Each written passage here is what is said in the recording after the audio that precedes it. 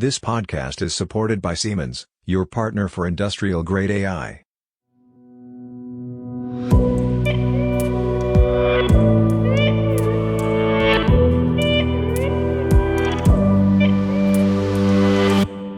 Hello, everybody, and welcome to a new episode of our Industrial AI podcast.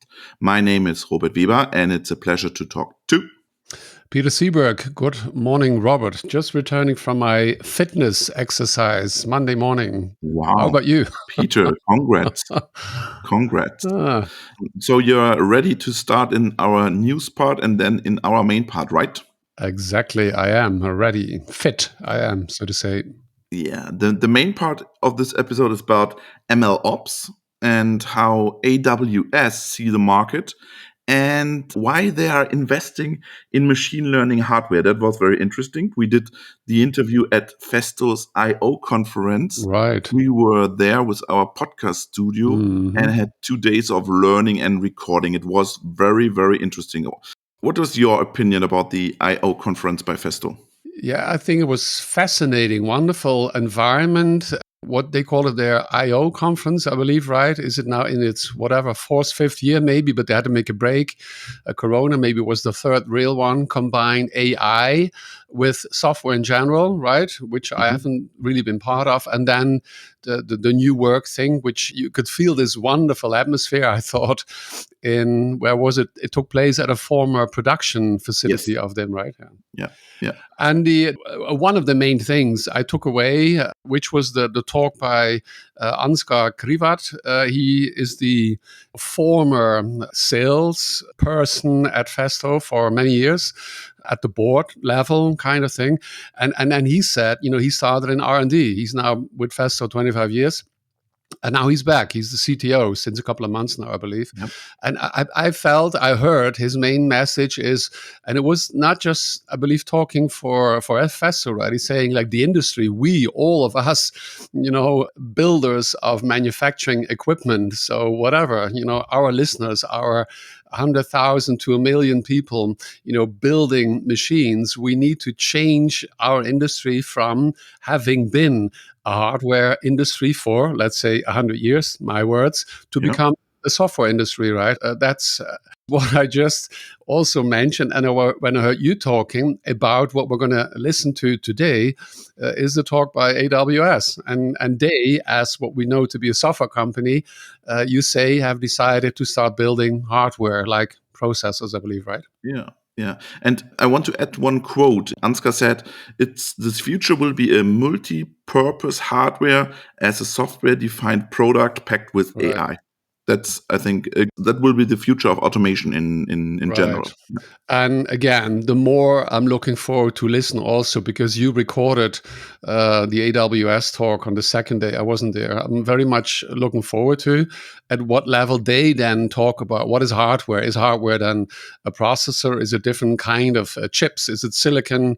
Yes. Or at what level is it? And and my understanding is on top of it, we can build tens, hundreds, thousands of different kind of software apps, basically. And I think it's a very good representation of where the industry is moving. Spoiler, they won't work on the edge. That's really? One spoiler. Good. Okay. Well, we can discuss it maybe next time as well, a little bit more detail. I have one more information for our listeners. We recorded this episode on Monday. You will hear us today. And by then, GPT-4 may have been released and it's multimodal. This is what Microsoft employees revealed. And we are curious, and we will talk about next episode then about GPT-4. Right, Peter? If I can do my first one, it's not explicitly about, but it's also multimodal, I guess, because in the meantime, and of course, all the big US, but also European organizations, trying to keep up are putting one after the other large language model. And this one is about actually combining, because it's about Google's Palm-E And that's what Google, together with the Technical University Berlin, have introduced Palm E. And this one combines the capabilities of large language model with those of a large computer vision. So it's already language and vision, right? So it can generate language, describe images, and use both together to guide robots through complex real world tasks. There is this example, a video you see, you tell the robot, go and get the sugar from the cupboard. And, so we can discuss it a bit later. So I have two comments from two persons on LinkedIn, actually, when I shared it there. So we have Fred Simpkins, who I'm going to do an interview with in the next couple of weeks. He says, I'm impressed, but I think in the practical sense, rethink robotics, which he says is not part of Siemens. I don't think it's part of Siemens, but Siemens has done an investment, right? It's this cobot Sawyer and the Intera software or other systems like it represent a better solution. That's what Fred says. And then there's a person I hadn't seen before, Luciano Zorzin. He's a CEO and founder of SIP4N, if I pronounce that correctly, Productivity Services. He says, so you're seriously recommending linking mechanical devices that can't generically tell if they're doing harm to speech generators that don't know what they're saying? So he is obviously not a large language model fan. He says in many countries, this is a sensitive gateway to millions of dollars in damage claims, also in the EU. Well, of course, I am not suggesting anything. What I happen to do typically is I share, things happening in the world. I always put it between quotes, right? It's not my thoughts. But I give this to you, Robert. What do you think? Because you're a lot more in the robotics industry at home, actually. What do you think? Are we going to see large language models eventually enter the industry? Sure. I'm absolutely convinced about this. There's one piece you can use ChatGPT to program a robot with ROS, for example. That's only one very, very, very small part. Right. But we will see large language model in robotics, I'm sure. So Absolutely. I'm not a specialist. ROS is a programming language explicitly for robotics. It's an open source language. Right. And if we compare it then with, say, if you just mentioned GPT-4, we talk about it in 2 weeks again, large language models, they scrape whatever they find from the internet, including, for example, let's use this example as my question, Python. That means that if you're going to then ask ChatGPT to write a piece of software in Python, then, it's increasing your productivity, right? That's what we've all learned, I believe, and we talked about it, and that's a good thing. Still, you as a human, as the software coder, need to be very careful. You need to look at the code because we've already learned that the quality of the code doesn't become better. And what you're saying is, in a similar way, this whatever large language model has looked at ROS, at thousands, millions of ROS programs. So you can now ask it to write a piece of software in ROS for you to program a robot, similarly. Yeah, absolutely. And I talked to a guy at the io conference at Festo, and he said, I'm using ChatGPT to simplify my code. So I write the code and then I will give it to ChatGPT, and then the tool will simplify my code, will improve my code. And that's very interesting, I think. Yeah. It is very interesting because, as I just said, the first research that was looking at, I don't know which one it was, hundreds or thousands of pieces of software written with the help of ChatGPT, that was saying that the quality has not improved, actually. So you need to be careful. And simplifying is, of course, a very good thing. Yep. What is happening? We are continuously all the time adding layer after layer after layer. So at the bottom, there is a microprocessor, silicon, and it's only the electronic design engineers from Cadence, Mentor Graphics, in the meantime, Siemens, those people who know how that works. And then 10 layers on top of it. Today, we are with programs, we are with ChatGPT, or maybe it's layer 15 already. So we're adding all the time all these layers, right? And typically, it's not necessarily simplifying. It's simpler, it's easier for us at a higher level. And that's why we increase our productivity. But typically, it would not necessarily mean that your code, instead of, let's say, 100 lines, becomes, 50 lines. So it's very interesting this person shared that thought with you. My second news is about our event in the Alps in summer. Hmm. Everything is prepared. The participants are waiting in the wings, you can say.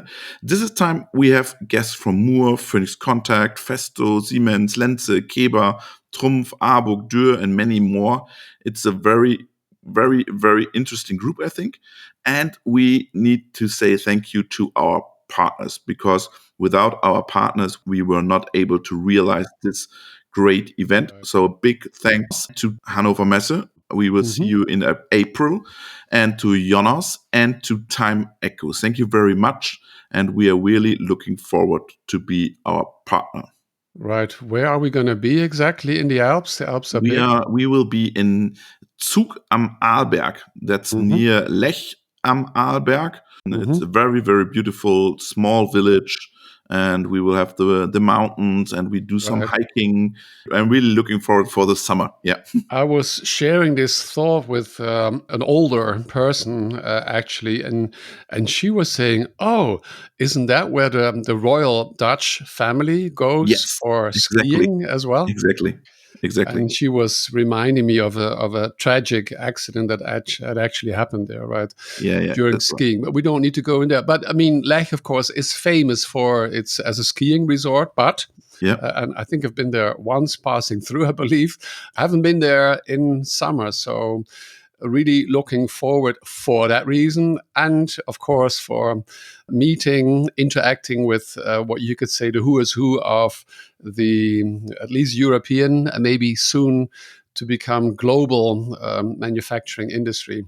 One guest is from Intrinsic, it's an alphabet company. So we are a little bit worldwide. Okay, so we're growing to become really international. That's very Yeah, nice. absolutely.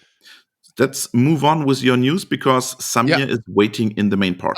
Yeah, good. I'll do it shortly, quickly. Yeah, talking about the world. The world, according to Market US, that's a research company, industrial AI is expected to rise at a compound annual growth rate. I recall that synonym CAGR from my past, Mhm. at 52.42%. Not 50%, no, 52.42%.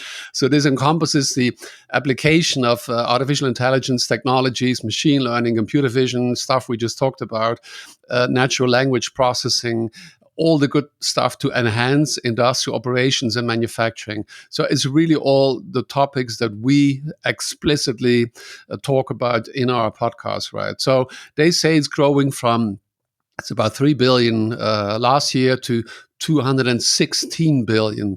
Ooh, So that's in 10 years, 50% growth every year. They say geographically, North America is number one, yeah. Europe number two, and then Asia Pacific. Okay, perfect. And your last news?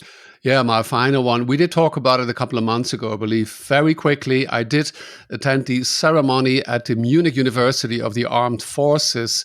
And there, Ernst Dieter Dickmanns received the Cross of the First Class of the Order of Merit of the Federal Republic of Germany for his work as the pioneer, I would say the inventor of autonomous driving. Let me share two short sections from the Yeah. eulogy, which was spoken by the Bavarian Minister of State for Transport in the name of our federal president, Frank-Walter Steinmeier.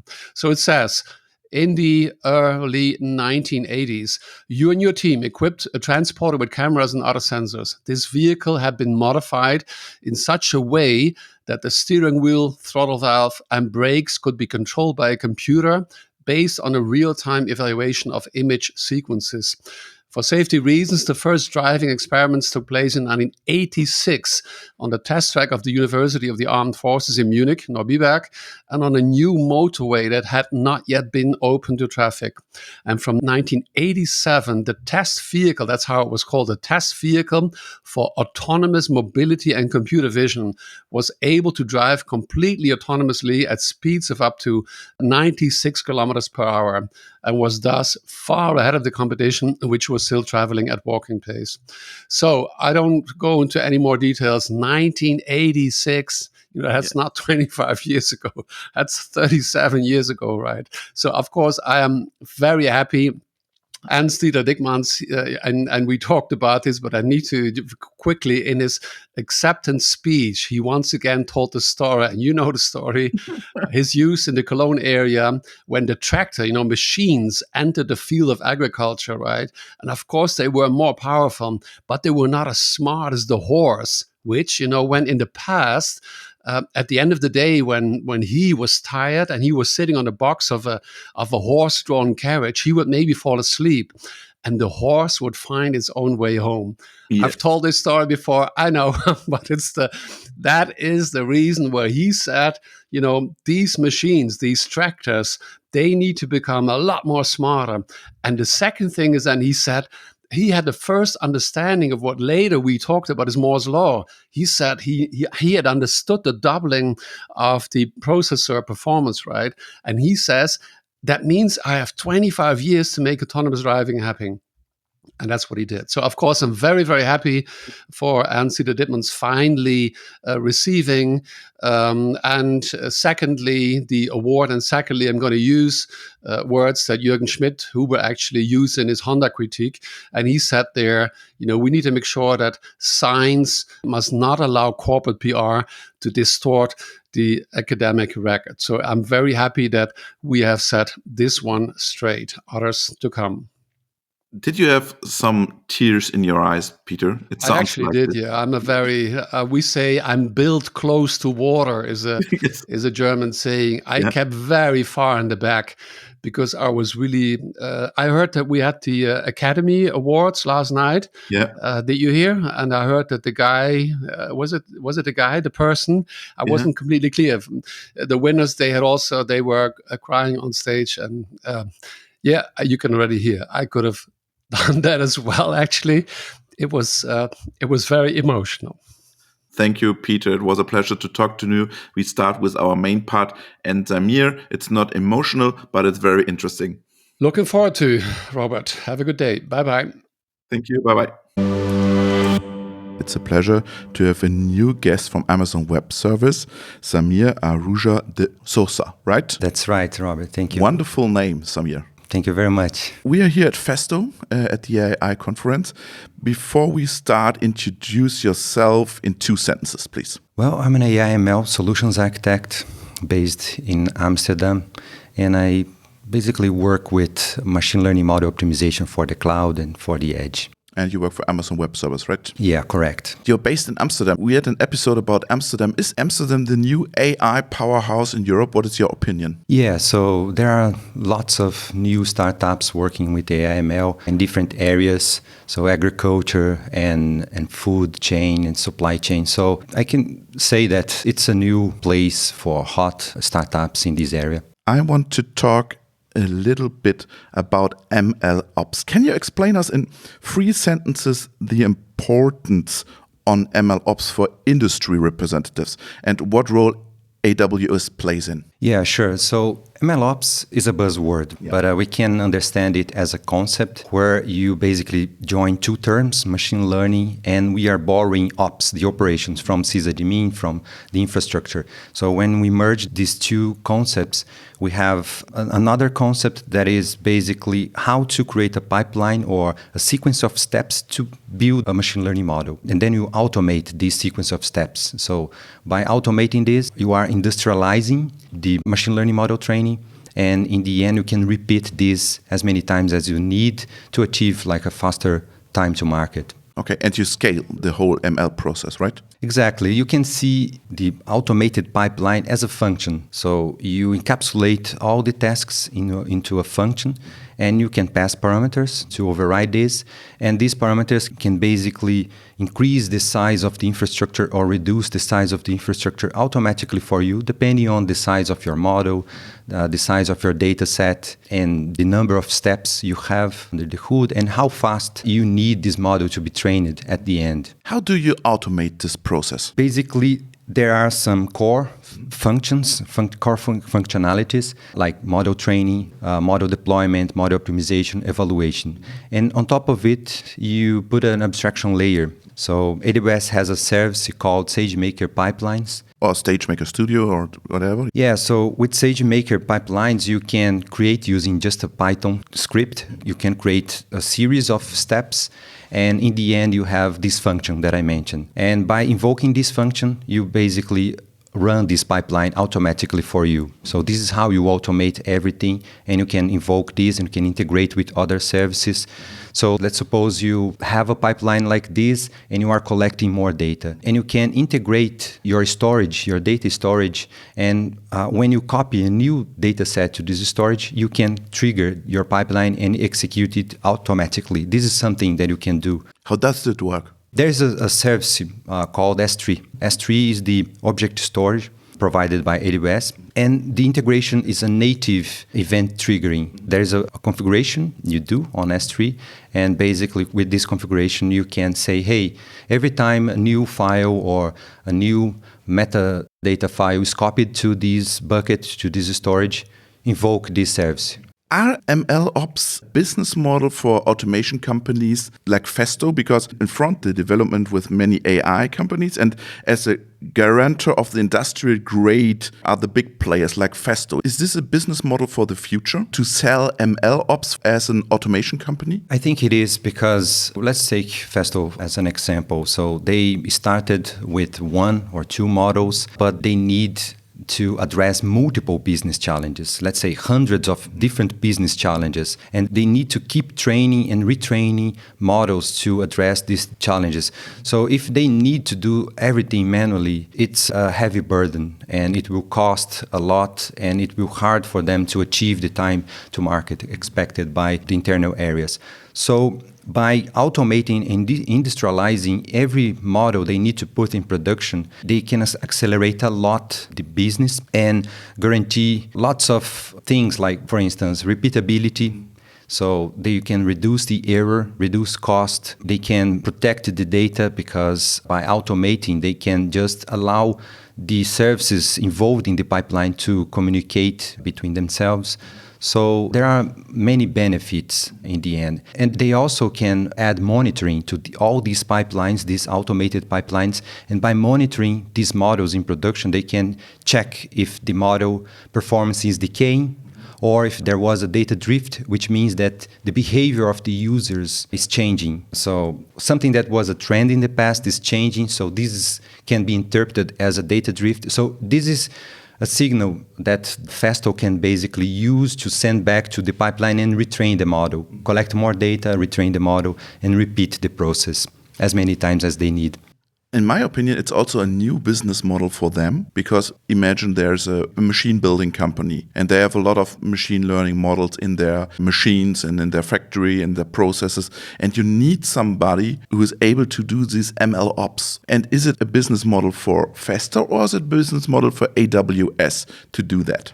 Yeah, that's a good point, because when you sell a machine, when you sell a robot, you are not selling the hardware. You need to sell the support, the software, and everything. So if you embed the machine learning pipelines required to build the models used by the robots into the product, this can be seen as a business model, because you are embedding these resources there and allowing your customers to rebuild these models seamlessly, because they don't need to know the details of how to train these models or which infrastructure they need to build these pipelines. So you are aggregating, you are adding value to the product and changing a little bit the business model, because you're not only selling robots, right, in the end. But I think some recognize this business model and some see this as a business model, and some are still sleeping, I think. What is your opinion on this? They want to sell hardware and do not want to sell the ML ops part. Yeah, it depends on the maturity level of the customers. So normally the hardware industry, the robot industry, it's normal that the companies focus first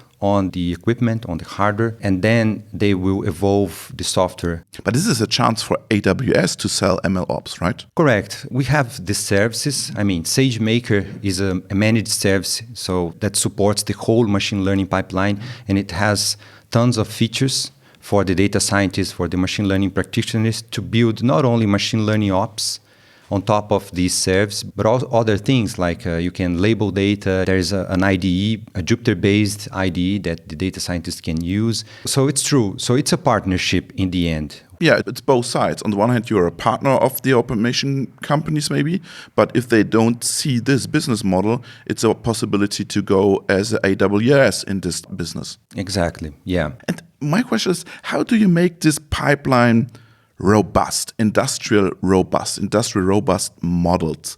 And how do you do that? As I mentioned before, what is the goal of a machine learning pipeline? To have a trained machine learning model capable of addressing a particular business challenge in the end. So a robust pipeline is a pipeline with the least number of steps to achieve your goal. And also a pipeline that can be repeatable. So which means that every time you copy new data, it will repeat the process the same way and produce a new model at the end. And you can do this by simplifying a lot your pipeline and running some tied sequence of steps. So for instance, normally when you create a machine learning pipeline, you have a data preparation step, a model building, model evaluation, model deployment, and model execution. So if you create SageMaker pipelines that will execute these steps, it's guaranteed that in the end you have a robust pipeline for you to repeat building this model over and over again.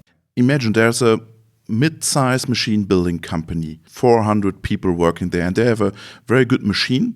And now they say, I have a very good idea on machine learning, and we want to implement some machine learning application in our machine. How can small companies like this small machine building company use your technology? How difficult is it to use?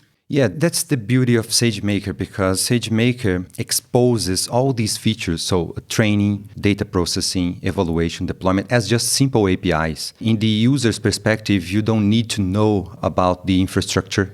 It will provision under the hood for you. For instance, to train a model, you just invoke an API, you pass a training code, and SageMaker will launch the number of instances you need. So if you're running distributed training with multiple instances, multiple GPUs, it will launch all these instances. You run your training code, will train your model for you, save the model back to an S3 and destroy the infrastructure for you automatically.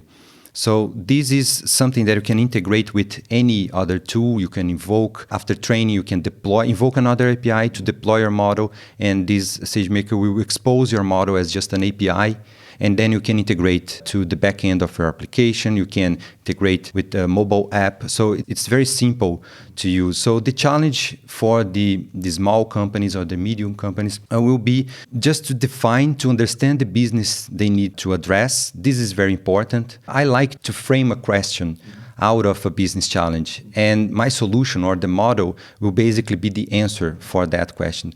So for these companies, they need to frame the business challenge as a question, start experimenting, building small POCs for training, for data preparation, and then in the end, they can combine this into a SageMaker pipeline and evolve this pipeline. I think it's very interesting what you mentioned, this small, medium-sized companies. But when we talk with these companies, they have a proof of concept and they're very happy. But the most difficult part is then now deploy this machine learning model on the shop floor and then retrain this model and execute this model in a real-time shop floor situation. How do you see that? This is something that we call machine learning at the edge. So you can use this infrastructure on the cloud and SageMaker to train your model, to prepare your model. But when you need to deploy the machine learning model to the edge or to a local machine, a local or an embedded system, first you need to understand or have the tool chain to compile the model, to prepare the model.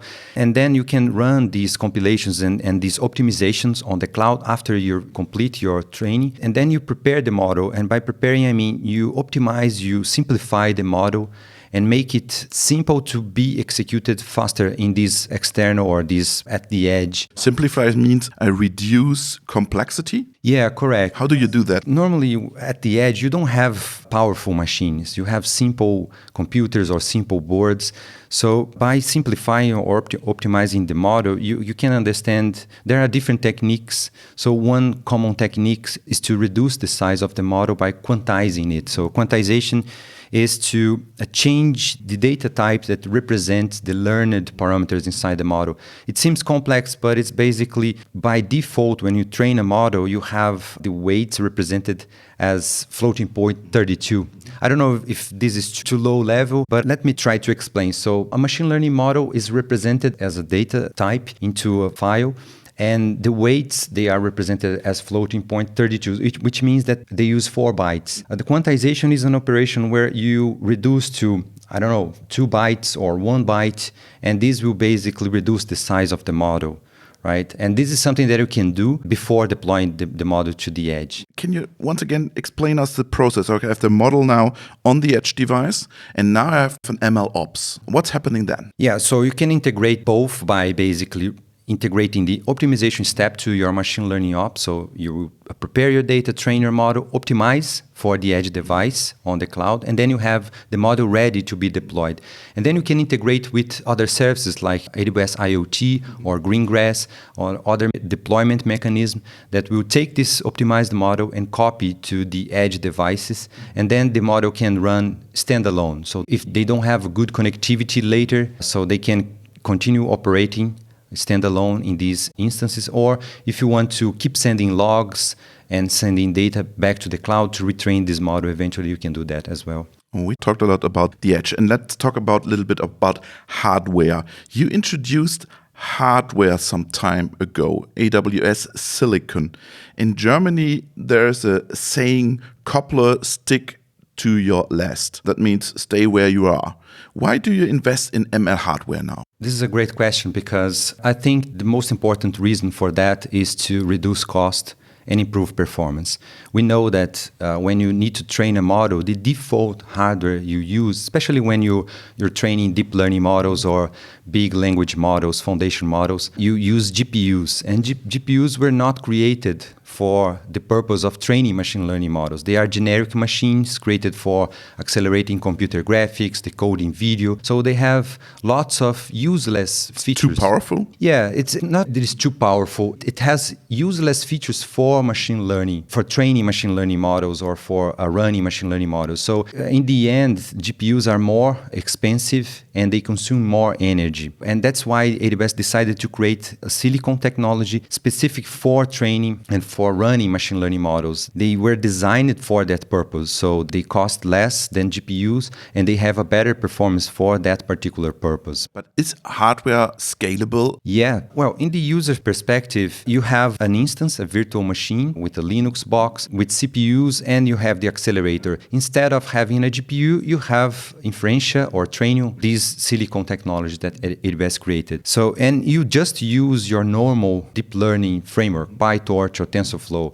You just import a few things and that's it. It will address and send your models to the hardware and they will be accelerated there. And talking about big models and distributed training, if you need, for instance, if your model is too big and you have like tons of data to process, petabytes of data, eventually you need multiple instances, multiple devices. So it is scalable because you can launch as many instances as you need to run your distributed training, running on these accelerators, and it will behave pretty much like a GPU. So your AWS becomes a competitor to NVIDIA? Yeah, in this sense, yes. Yeah. Mm-hmm. What is your focus? Is it industrial sector or where do you focus your AWS Silicon? I normally support customers in different industries. So healthcare industry, manufacturing, retail, and all of these customers, they need to train machine learning models. So that's why it makes sense to use the same infrastructure and replicate the best practices across different industries. I work normally focused on machine learning model optimization on the cloud and at the edge. Are these silicons also for the edge? No, this silicon technology that I just described, so Trainium and Inferentia, they are available as inside the EC2 instances or inside SageMaker, so services for the cloud. But is there a plan to go on the edge? As far as I know, no. Okay, because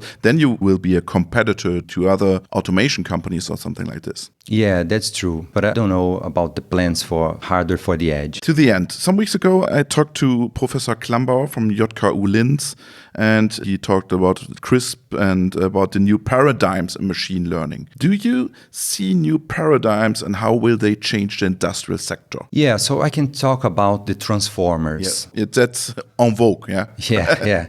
So in the past... You're a fan? Yeah, I am, because it simplifies a lot the life of everybody. So because in the past, before transformers, you had different model architectures for each particular problem. So one architecture for computer vision, for image classification, another one for object detection, for NLP, totally different architectures. And now with the transformers, they were designed initially for addressing language and NLP use cases, but after a while of the launch, we saw the benefits in other areas as well. So I see a convergence of all these efforts into transformers and architectures based on encoder and decoder. So this is good because instead of having different model architectures, you can just train or use one type of model and create your foundation model that can be reused to address multiple tasks. So this is a good trend in my understanding. The only side effect is that normally these models are huge and they are data hungry as well. So they require lots of resources to be trained, but after they are prepared, so they use less data for the fine-tuning process than the traditional models. So this is good as well. What does this mean for your MLOps business? Well, in terms of the MLOps, there's no big change. In the end, it's just a model that will be trained. It will take more time, but for the scale, these services that are managed by SageMaker pipelines, they are prepared to scale and to launch multiple resources to train this model. So there's no big impact on the infrastructure. Samir, it was a pleasure. Thank you very much. I appreciate it, and thank you very much, Robert.